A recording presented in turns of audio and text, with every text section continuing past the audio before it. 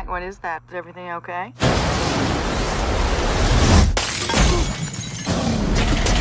We gotta go right now!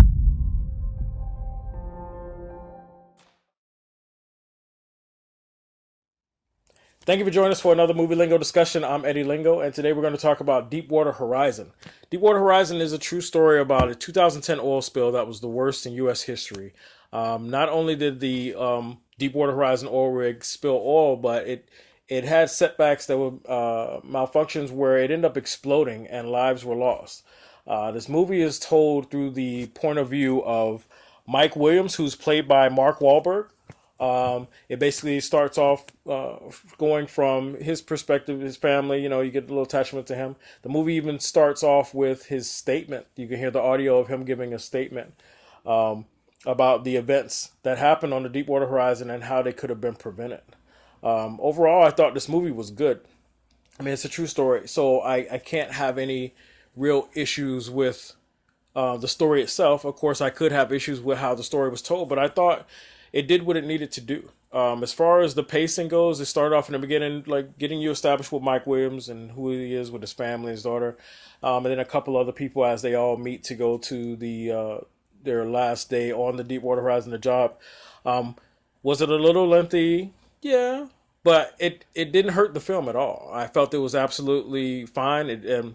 Was it necessary? Not really. They could have started with them right on the rig. You could have established Mike Williams and his family with how he was basically with the calls he made via Skype home and just got right to it. But it, again, didn't take away from the film. Doesn't matter if it was there or not. I felt like the movie about the oil rig and the spill, it got right to it, to us in a sense. Once it got to it, it was on point and it told the story. Now, I do want to say, this movie was hard to watch. For me, anyway, this movie was hard to watch basically because you know that there's going to be a disaster. 11 men died. And basically the movie shows you that the BP representatives who hired everyone to be on this rig and to drill oil for them and do everything necessary, the BP representatives were so worried about saving money, so worried that they were 43 days behind schedules, that they started interfering and cutting short on tests, cutting short on procedures that were put in place to prevent situations like this, to keep everyone safe, to prevent loss of life or prevent more damage. And because they were so worried about the dollars spent per test and that they were 43 days behind schedule, one in particular, I think his name was Vidrine, played by John Malkovich, was basically sending people home, cutting tests short, intervening, stepping in and to save dollars basically, and having a constant battle back and forth with the director of the Deepwater Horizon, who was Jimmy Harrell, played by Kurt Russell. These two guys were going back and forth, even though the BP representatives don't really have a true, full understanding of what is done out there. They were knowledgeable to an extent, but the director, who's responsible for the Deepwater Horizon and everybody on it, they hired him to do a specific job, and they hired him to do it to the best of his ability, and they were stepping in on his expertise and his opinion just to save some dollars, and that made it kind of frustrating and hard for me to watch. When it's one thing if it's a disaster that happens because of a freak accident, something that nobody saw coming, but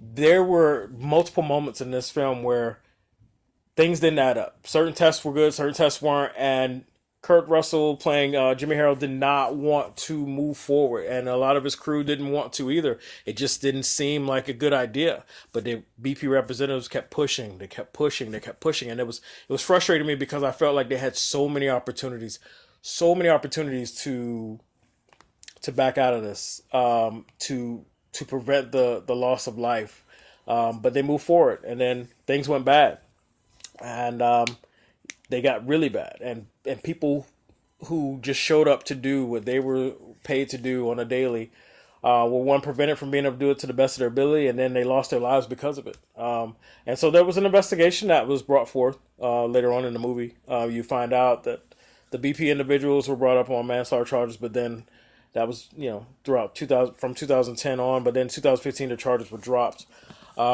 which is another thing that bothered me about the movie because the neglect, in my opinion, was still a form of manslaughter. But that's just my personal opinion. But speaking on the movie sense, it gave you all of that.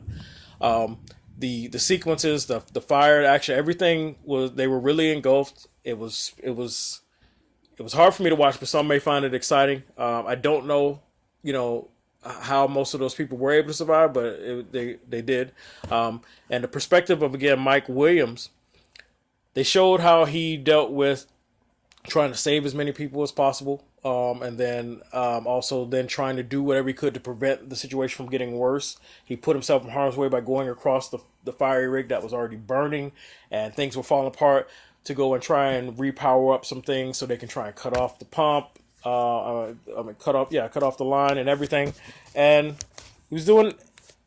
He was a hero in a sense, and it wasn't over exaggerated. It didn't feel false. If a lot of those guys out there, you saw moments where you felt like they were doing whatever they could to go out and try and fix this, even though lives were at risk. Of course, there were a couple people panicking with the lifeboats and whatnot, but it was a good balance of that. You can see people who, in the face of danger, were still stepping up, and they honored those people that ended up dying by putting their names at the end of the credits. So I thought it was respectfully done, even though it's still kind of hard to watch because of those BP individuals, which is very frustrating, unfortunately. But the movie was a good movie. It's a true story. It told the story, and that's all I can ask for. And so I'm going to go ahead and rate it and say that the Deepwater Horizon, the acting was fine. I know a lot of people give Mark Wahlberg a hard time about his acting, but it didn't bother me at all. I felt like he did what he was supposed to do. Kurt Russell was awesome. John Malkovich was awesome, even though you wanted to hate him in this film. The guy he was playing, I felt he delivered, and even though he was doing wrong, he actually made some decent arguments that would make you stop and think. But still, safety should always come first. And I'm sure that that's something that they've learned from that. But as far as this movie goes, you should definitely go watch it. If you don't know anything about the story, I've just spoiled it all up for you, but it's okay. That's what I do. I think this movie overall, I'm going to give it a 7. I'm going to give it a 7. Again, it's hard for me to go to 8 or higher because it has to be something groundbreaking or that really moves me. And I felt this movie did exactly what it was supposed to do. So I'm going to leave it at that. It told the story of the Deepwater Horizon.